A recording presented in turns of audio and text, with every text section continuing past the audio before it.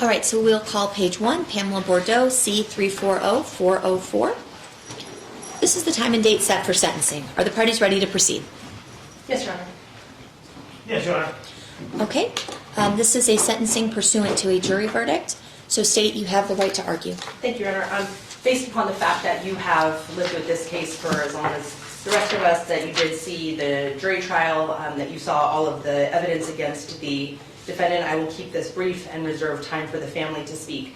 How many victim speakers will you be calling? Just so I believe one, but I think other members may decide during the course of today whether or not they'd like to speak, but at least one. Okay, sounds good. And they were noticed, and so if there's any objection at the time to... There's none. None. Okay, perfect. There's none. Okay, go ahead. So the state will recommend today a sentence of 28 years to life, Your Honor.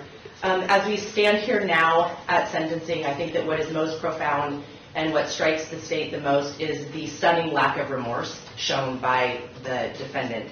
As I read through the sentencing memorandum, we are faced with the exact same lies, the exact same delusions that were presented to the police, that were presented to the jury, that were presented to this court by way of motion for a new trial, and now ultimately that are presented again by way of a sentencing memorandum.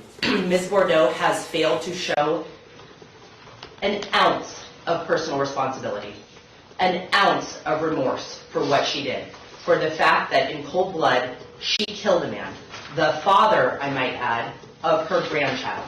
While she may not think that this man was worthy of having a relationship with this boy, the boy may.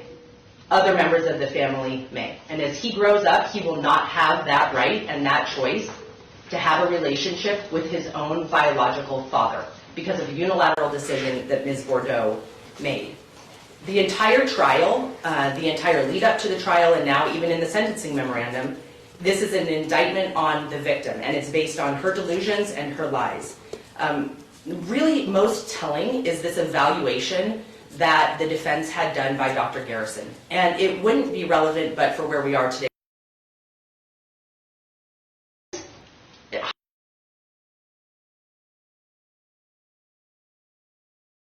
Dr. Garrison diagnoses a man that he's never met. All ethical obligations, and he diagnoses a man he has never spoken to. Every single thing within Dr. Garrison's evaluation comes from Ms. Bordeaux. It's either text messages taken out of context that are personal and private between a husband and a wife, okay, where there's multiple layers of context that goes into that as to why she's asking the questions that she's asking and why he's answering in the way that he's answering. Completely taken out of context.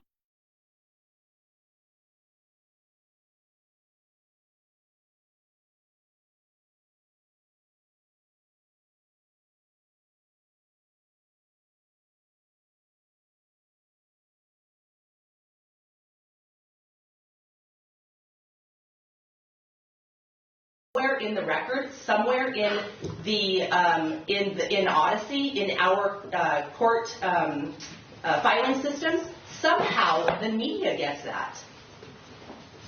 Like, how in the world would the media find that particular filing, that particular expert notice, if not given to them? Then there is this tabloid-worthy report done by the media that basically verbatim says what Dr. Garrison's report says that is riddled with lies.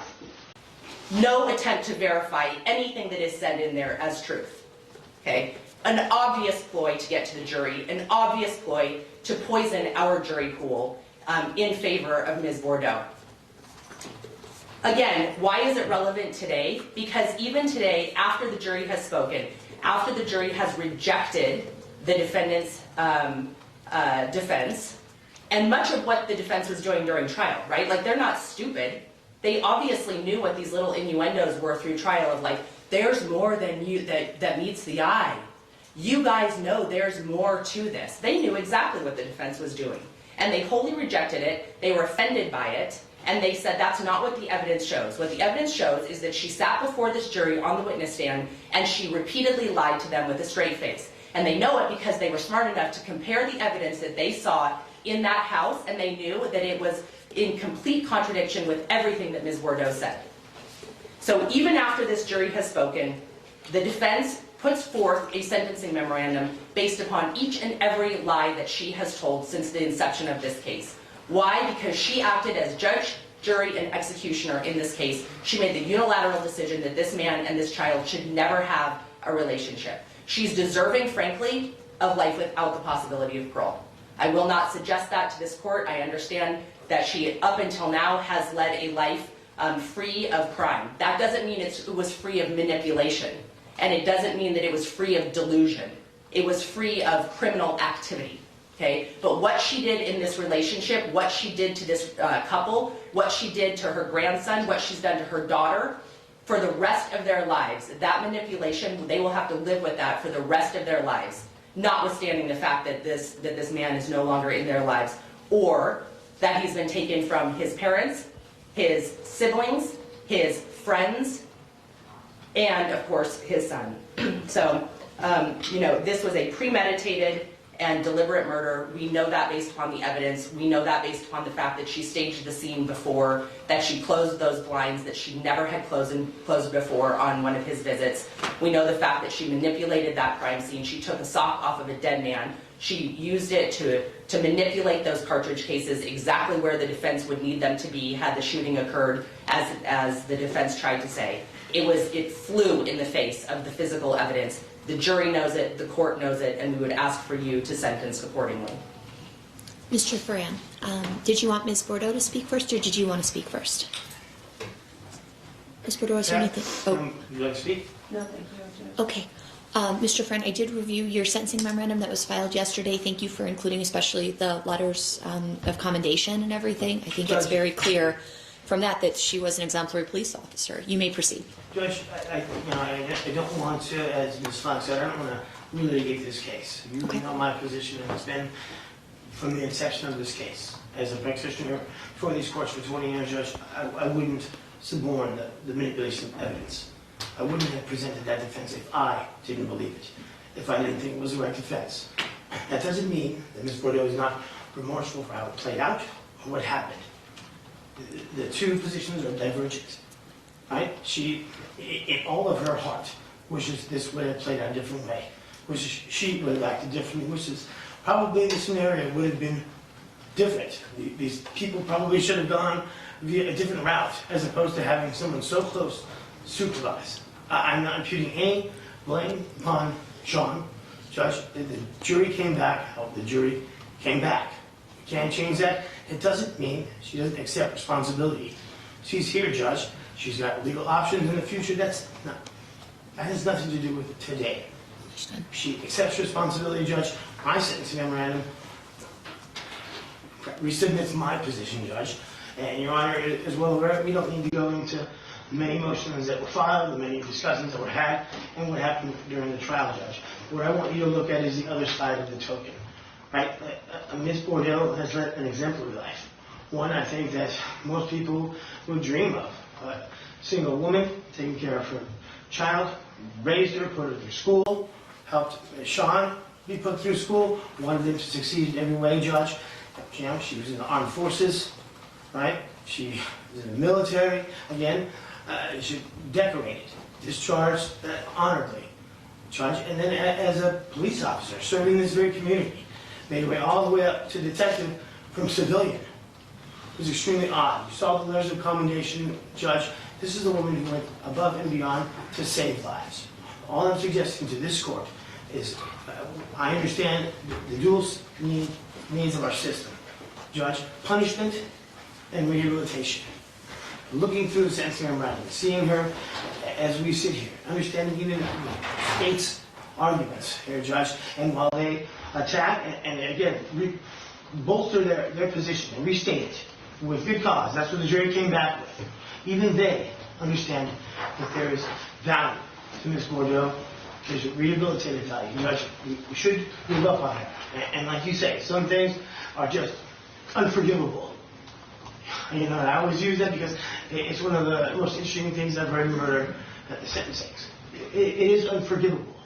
Judge, doesn't mean that we forget about her and don't give her a chance, right? We sentence based on body of life, priors, the thought of recidivism in the future, right? That's what we sentence on, right? And if you look at from her birth until this happened, Judge, and understanding her personal, the way she was raised, Judge, without a father who was present, single mom, became a single mom, you know, did all her stuff and did it extremely well until this moment, Judge. So this obviously changed everybody in this courtroom's life, Judge, and I can't take that back. She can't take that back. It doesn't mean she's sorry, and it doesn't mean that she doesn't get a chance at rehabilitation, given the body of life, the body of evidence that we have before us today, including 20 plus years in her personnel file with Metro, Judge. So I'd submit with that, Judge. I would ask for her, obviously, since not life without, Judge, and the state has asked for a fair sentence, Judge. Obviously, my heart's desire would be lighter, and I don't mean it with any lightness or levity, but I just say that because of her age, Judge. So obviously, at her age, 28 years is a life sentence, regardless, Judge. So I'd ask for 20 to life and then the minimum on the deadly weapon enhancement, Judge. All right, thank you. State, you may call your first victim speaker. Thank you. Christopher Babbit will be speaking.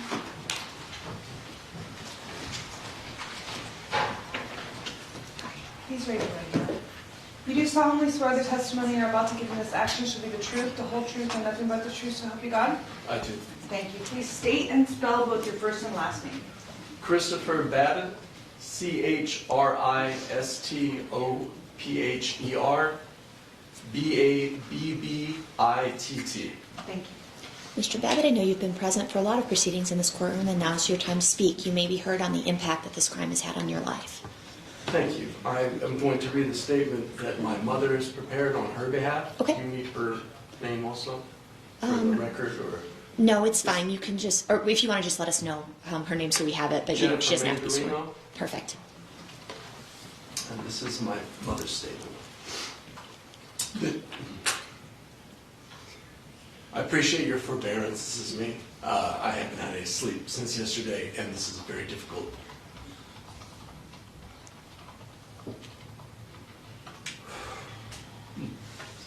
Yeah, thank you. The tragedy of Sean's death is that it need not have happened. The senseless loss of life and love. We have carried this grief around like a cloak that envelops us in heavy sorrow. As many times as we don the cloak, it never gets easier. Sean's last day was filled with joy, love, and hope. He and I had valuable discussions of which I am so thankful. It was a Golden Knights and Game of Thrones Easter Sunday, and Sean was teaching his nieces how to roll a hula hoop. To have that taken away is heartbreaking. To have it done so because of Pam's lack of courage or presence of being to engage in conversation to achieve a peaceful and civil resolution instead of violence is that much more life-altering. Our family has managed to stay strong in love, and I leave this poem for Sean's journey with friends and family. For the unfamiliar roads we have passed, the strangers we have helped, the anxieties we have overcome, and the promises we have kept, for the regrets, for the loves we lost, for the fears we met, for the memories that ache and the hope that remains, for the joy that we celebrate and the sadness we hide, for the love and happiness and the wild pursuit of our dreams. May we all become stronger and prouder and better and genuinely grateful, for there is much more to come. And that is my mother's statement. I have not prepared a statement, but I am making one. Because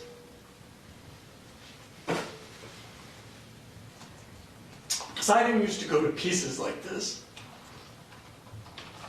But my little brother is not just my favorite person and my best friend, but he was the other side of my coin. He was my soulmate. And having him ripped from our lives is a void that does not fill. It's not something you can fix. Like she says, it's not something... This is forever. This right here is how I've woken up for 3 years. For 3 years I couldn't wake up and not be this way. Trying to hold it together for my family and my children.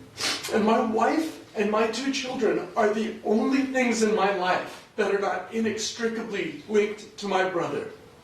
Every source of joy and happiness and everything that provides me the succor of what life is to live was linked to my brother, and I shared with my brother, who was closer than a twin for me. And it's gone for nothing and for no reason. And this is the only time I can say that I'm not the only one who feels this way for him. At his memorial, hundreds of people came from across the country. People tried to come from out of the country and couldn't get visas because of the impact he had on them. He was one of the most selfless and kind and brilliant people I've ever known, and I'm the big brother, and I aspired to be like him in so many ways. And I have lost a shorthand that I can never regain with anyone because of our shared life experiences. Everything that I love, that I'm excited for, I can't share with him. And it's torn away, and it just becomes another reminder of how he's not here. And there's nothing that will ever fix that. And I want to thank the council, the state's representation for everything they've done and everything they've been able to say, that much of which our family was not aware of whether it was appropriate for us to address. So thank you for that. But I love my little brother.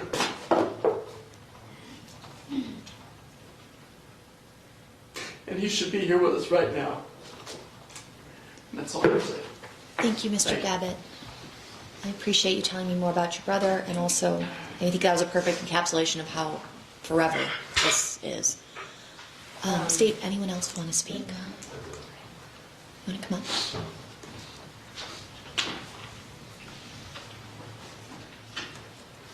Have you sworn in, sir?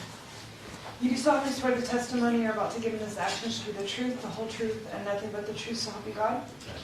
Thank you. Please state and spell your first and last names for the record. Dan Mandarino, DANMANDARINO. Thank you. Thank you, sir. Whenever you're ready. I'd like to thank Your Honor for presiding over this case so fairly and so strong. I would like to say that this is a culmination of 5 years of anguish, but I can't. I have to go back 16 years with the people that murdered my son.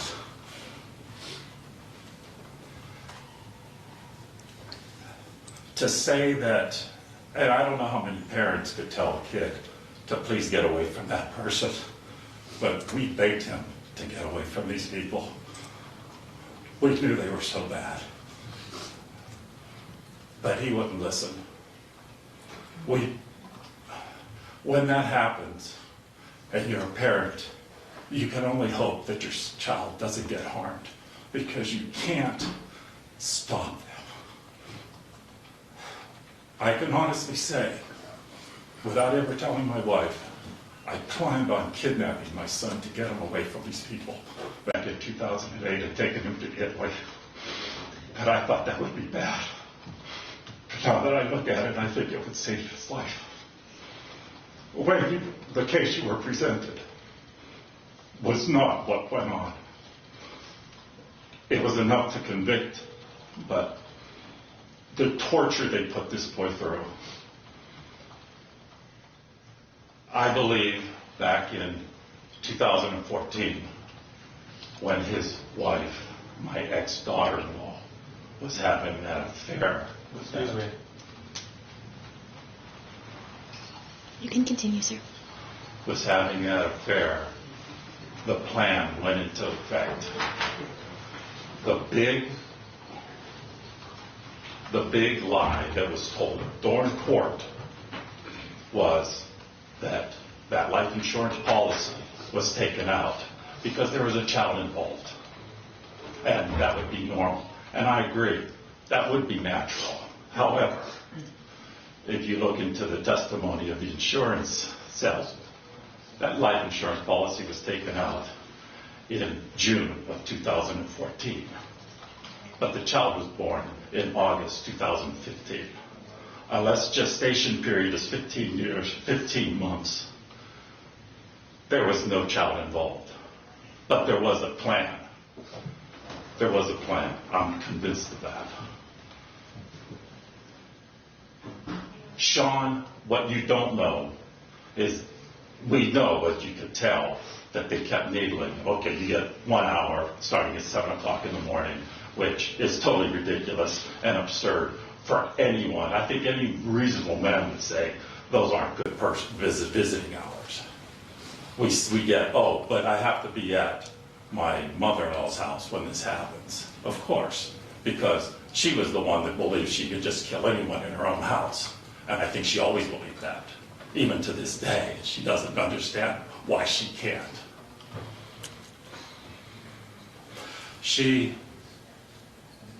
They needled him. His final act, and what was never brought up in court, was they wanted to change the child's last name to the person that was having the affair. The person that, so Sean says, no, you're not taking my last name from the son. And that's when he got the attorney. That's what moved him. They kept nudging him until he made a move. Now, when you look at the picture, it's evident to me that was the kill zone where he was killed. They had to set that up so that front door didn't lock, so that bathroom door didn't open. They wanted him trapped. She started shooting him she was on the top of the stairs, and as soon as he hit that bottom step, she started shooting him. He's turning, that's when that bullet enters here. She never left the stairs. She went from the top to the bottom. When you see him laying on the ground, if you lift his body up, he's facing the stairs. That's where he was killed.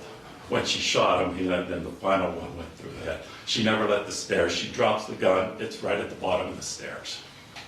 It was a kill zone. It was horrible, and it was planned months, years in advance of where it was. I'm convinced of that. And this is the torture I had to go through. And I have to live every day knowing that these people put my son and put him in a kill zone to kill him. That's very, very difficult. I have to wake up in the morning seeing my wife cry on Mondays, especially on the Monday after the Easter, the day he died. Just bawling because of this. I would ask for the maximum that you could possibly give to her, because this is more than just premeditated what you've seen. I know you have to go by the guys, but when we got Sean back, we got him back in 2015. He was like 160 pounds, and he shook like this. For 3 or 4 months, we were very concerned about his nervous condition. This has been hell. But that's what you get when you deal with people like this. And this is what we have to live with for the rest of our life. Thank you for listening to me, Your Honor. Thank you, Mr. Mandarino. I appreciate that insight. And that's the conclusion of the speakers, Your Honor. Okay. I think it's very clear that Ms. Bordeaux, while excellent in her role as a police officer, was a terrible mother-in-law and ultimately a grandmother to her young grandson, because she took away the opportunity for any sort of relationship for him to ever have with his father. This case is sad in many ways, and I know that no matter what I sentence Ms. Bordeaux to, that's a life sentence de facto. I mean, I get that. It also seemed incredibly premeditated, and I think the ballistics told the whole story here. In accordance with the laws of the state of Nevada, Ms. Bordeaux, you are hereby judged guilty of first-degree murder with use of a deadly weapon. I will impose the $25 administrative assessment fee, $3 DNA collection fee, $150 DNA fee, as well as the test. There will be a total of $3,888.56, as well as $380.95 restitution to Nevada victims of crime. As to the first-degree murder portion, you are hereby sentenced to 20 years to life in the Nevada Department of Corrections. As to the deadly weapon enhancement, I've considered the factors laid out in NRS 193.165 A through E, and I will fix that at a consecutive 4 to 10 year sentence. The aggregate sentence will be 24 years to life in the Nevada Department of Corrections. As to the credit time served, 177 is what she's entitled to. I did read in the sentencing memorandum your request for the time that she spent on house arrest to be awarded toward that sentence. However, the Nevada Supreme Court has made very clear in State of Nevada versus 2nd Judicial District Court 121 Nevada 413 that that house arrest time doesn't count toward credit time served. So I'm going to deny that request, and the 177 will be the days credit time served. You are remanded to serve that sentence. Thank you. Thank you. Thank you, Judge.